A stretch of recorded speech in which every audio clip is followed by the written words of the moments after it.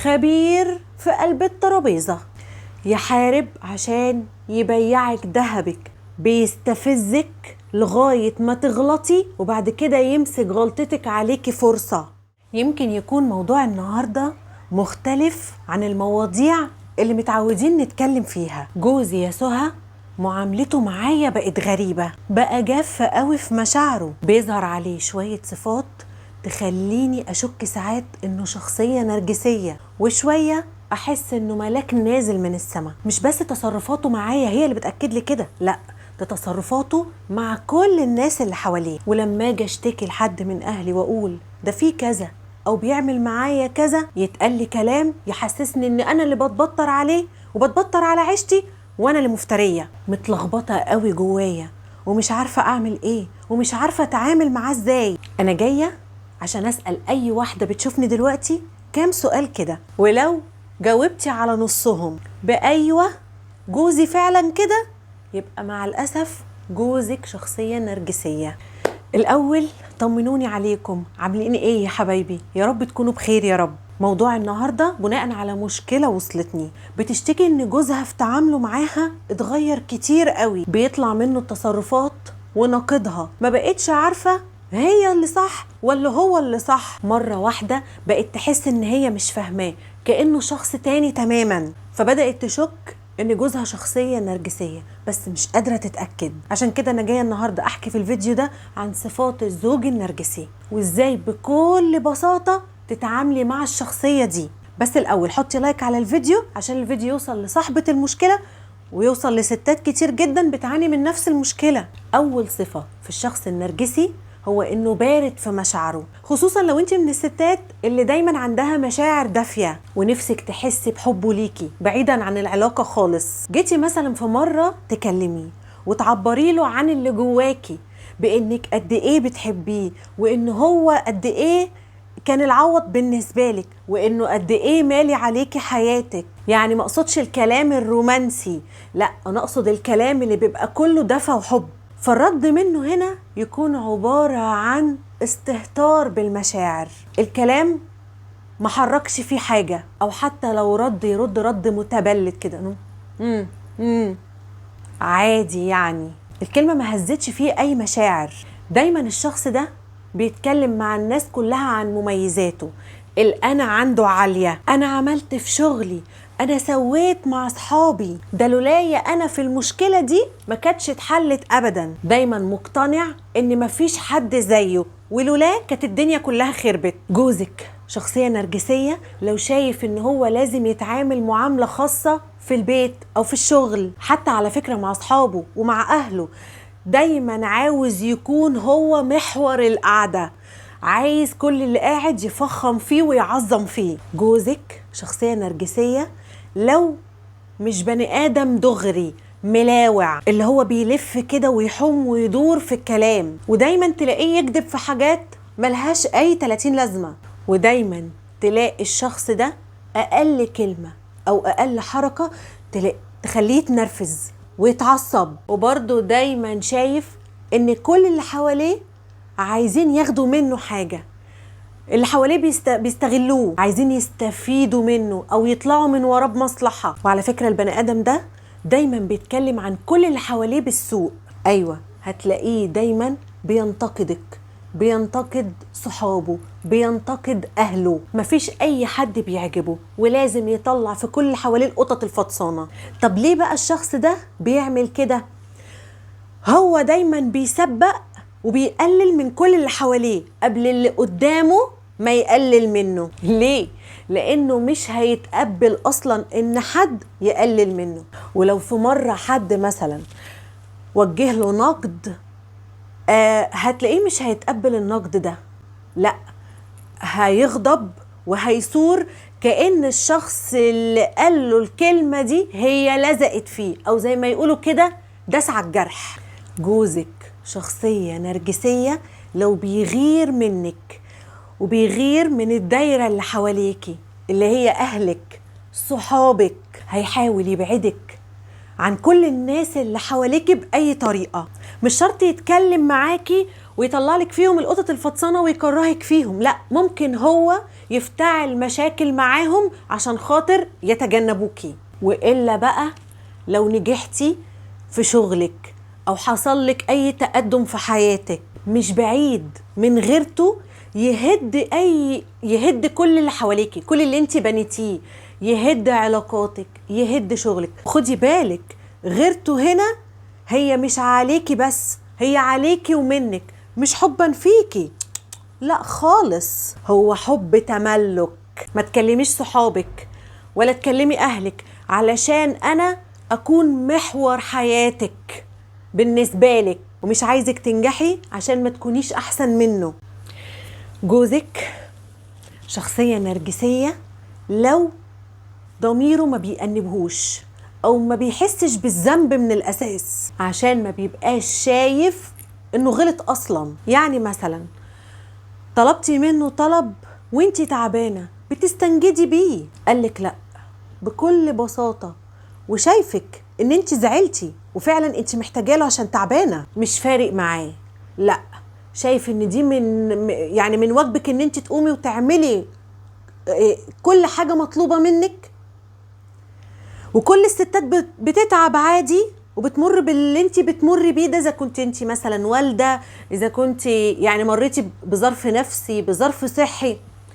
الستات كلها بيبقى فيها اللي فيها وبتقوم وبتعمل وبتشوف بيتها وبتشوف عيالها عادي. ده أنا امي كانت كذا وحصل معاها كذا وقامت وكانت عامله عمليه ولا كانت مسويه وي وي وي. انت بتستهبلي وبتدلعي. هيكون هو ده رده وهو ده اسلوبه. عايزك دايما تمدحيه، تطبلي له، مش انت بس، لا ده المحيط اللي حواليه كله. ولما بيقعد مع اي حد بيحب يحكي عن انجازاته، عايز كل اللي حواليه دايما يكونوا مبهورين بيه. بجد انت عملت كده؟ معقولة؟ حلو قوي. جوزك شخصية نرجسية، لو اتكلمتي معاه كل مرة وحسيت انك مش مقتنعة بكلامه، بيحب يلخبطك، بيحب يتوهك، مش صريح، كلامه كله متناقض، تحس ان الكلام اللي هو بيقوله مش راكب على بعضه، لدرجة انك ممكن تشك في نفسك ان انت اللي مش قادرة تستوعبي كلامه. جوزك شخصية نرجسية جدا، لو بيحب يتفشخر ويتباهى دايما بأي حاجة عنده، شقته، عربيته، لبسه، أماكن بيروحها، حتى لو هدية خاصة جابها لك، يفضل يحكي ويتباهى، ده أنا عملت لها كذا، ده أنا جبت لها كذا. ليه؟ عشان هو بيحب يوهم اللي حواليه إن هو شخصية مثالية جدا ملهاش مثيل. جوزك شخصية نرجسية، لو بيستفزك لغاية ما تغلطي وبعد كده يمسك غلطتك عليكي فرصة ويقولك شفتي انت غلطتي، شايفين اشهدوا عليها، دي غلطت، دي وحشة، دي مش متربية، دي فيها وفيها وفيها وفيها. جوزك شخصية نرجسية لو عنده جشع في الفلوس، شخصية مادية، طمعان، دايما مش مالي عينه اللي عنده داء التكنيز والتحويش، بغض النظر بقى هو حاططهم في المكان الصح ولا لأ. لما بيشتري بيجيب لنفسه أكتر حتى من عياله، بيحب يمتع نفسه بفلوسه هو أكتر واحد. إذا كان بقى في أكلة برا، خروجة مع صحابه، تلاقيه بيصرف بزيادة. إنما انت بقى لو معاكي قرشين يحارب عشان ياخدهم منك، او ما يبقاش في ايدك فلوس اصلا، يحارب عشان يبيعك ذهبك. ليه؟ لانه هو عاوزك دايما تكوني محتاجاله او تحت سيطرته. ده بيوصل كمان مع رجالة ان هم بيبقوا عاوزين مراتاتهم تكون ذليلة ليهم في الفلوس، اللي هو انت محتاجة انا هديكي بس بمزاجي. جوزك شخصية نرجسية لو استخدم معاكي اسلوب التقل في أقوى لحظات الرومانسية، ده انت هتلاقيه بيشككك في كلامك، بيشككك في شكلك، برغم ان ممكن الناس كلها بتمدح فيك وفي أخلاقك وفي جمالك وفي أسلوبك، بس لا، يجي عنده هو يقولك أصل انت مش شايفة كلامك عامل ازاي، انت مش شايفة شكلك عامل ازاي، انت مش شايفة تصرفاتك عاملة ازاي. جوزك شخصية نرجسية جدا لو بيشيلك جمايل، يجي يقولك كلمة حلوة يقولك يلا اي خدمة، عدي الجمايل بقى، جابلك هدية حلوة، خرجك خروجة، يشيلها لك جميلة، ويجي في اي وقت فاكرة ده انا عملتلك كذا، ده انا سويتلك كذا.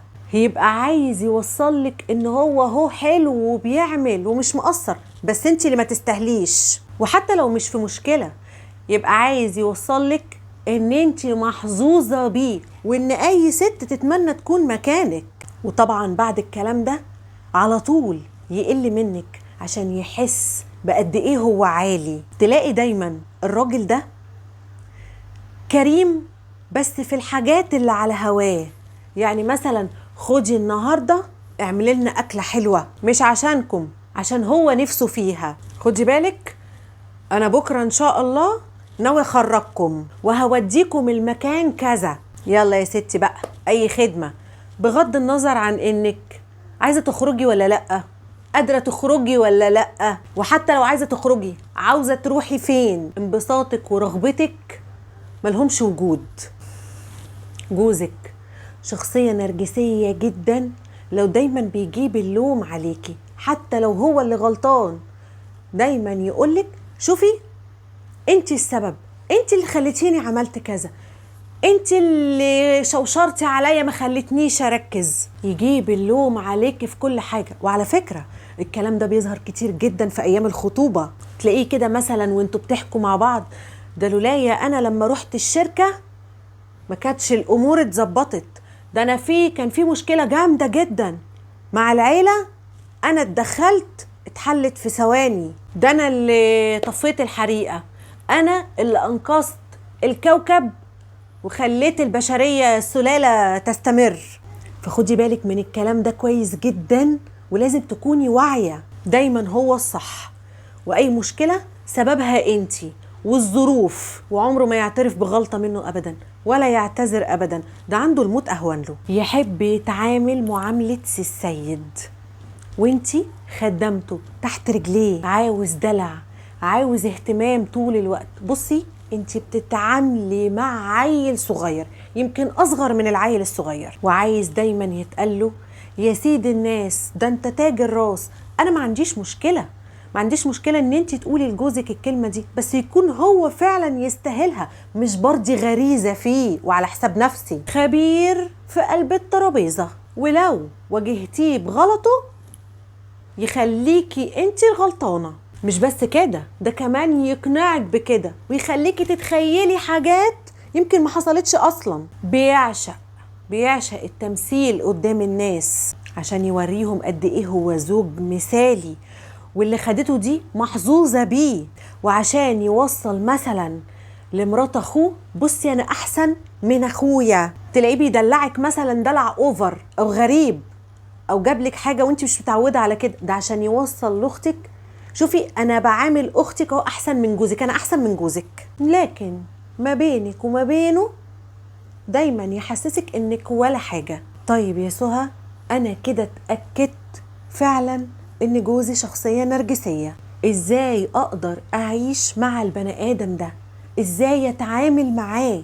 اولا ما تحرقيش كتير، الشخص ده بيحب يشوفك بتنهجي وبتلفي حوالين نفسك عشان تثبتي انك مش غلطانة في اي مناقشة. اول ما تلاقي الكلام بدأ يبقى اتهامات ليكي، هتنسحبي فورا من الحوار، هتقولي جملة واحدة بس، انا قلت اللي عندي ومش هجادل كتير. خليكي زي الحيطة السد، لما تلاقيه بيحاول يستفزك هو بيوقعك عشان عايز يمسك عليكي غلطة. خليكي ناشفة وصلبة في ردودك، انت شايف كده تمام اللي انت شايفه، وانهي الحوار على طول بحصل خير، خلاص خلينا نقفل على الموضوع ده. اوعي في اي نقاش تسيبي اصل الموضوع، لانه هيحاول يقلبلك في مواضيع فاتت عشان يتوهك عن اللي حصل النهاردة. لو لقيتيه بيعمل كده انتي رجعيه تاني وقولي له نحل بس موضوع النهاردة وبعد كده نبقى نشوف القديم. تبقى عبيطة لو استنيتيه يحق نفسه. صدقي نفسك لو متأكدة فعلا انك على صح خليكي واثقة في ده، بس خليها برضو بينك وبين نفسك. حتى لو اضطريتي انك تقولي حقك عليا انا اسفة، معلش، ما اصل احنا بنتعامل مع شخص مريض، معلش هتكوني مضطرة تعملي كده ساعات عشان تنهي الحوار او تنهي الموضوع اصلا مع بني ادم مريض، لان النقاش مع بني ادم مريض زي بالظبط اللي بتنفخ في قربة مخرومة. اي فيلم هيبدأ يعمله اقطعيه انت بكلامك، زي واضح ان احنا مش هنتفق، بقول لك ايه، نتكلم لما نهدى انا وانت، او لو سمحت انا ما اسمحلكش تقول عليا كده. خدي نصيحة بقى من اختي ليكي، الشخص ده بيتغذى على دموعك وحرقة دمك، بيحس وقتها بالانتصار لما بيشوف دموعك ويشوفك انهزمتي. عاوزاه يمل من الحوار وما يستخدمش اسلوب اللف والدوران والتعابين معاكي. خليكي هادية، خليكي باردة، وما تنفعليش ابدا، مش تتبردي او تستفزيه ببرودك، لا، في فرق هنا. لا، وصلي له بطريقتك ان اللي انت بتعمله ده اكبر من اللي حصل بكتير، اللي حصل ده ما يستاهلش كل اللي انت بتعمله ده. الشخص النرجسي شخصية مريضة، شخصية سامة، الله يعين كل واحدة على التعامل معاه والعيشة معاه. والأهم بقى من ده كله إنك تصبري وتحتسب الصبر ده عند ربنا، وادعي له دايما بالهداية، وربنا قادر عليه، يا يهديه يا يهده. بس كده، وهو ده كان موضوع النهارده. يا رب يكون عجبكم، يا رب يكون فاتكم. مستنياكم تقولوا لي في الكومنتات عاوزين ان شاء الله الفيديوهات الجايه نتكلم عن ايه تاني، ولو عندك اي مشكله هتلاقيني برد عليكي على طول في الكومنتات. اشوفكم ان شاء الله في فيديو جديد، وانتم احسن ستات في الدنيا كلها، ويلا سلام.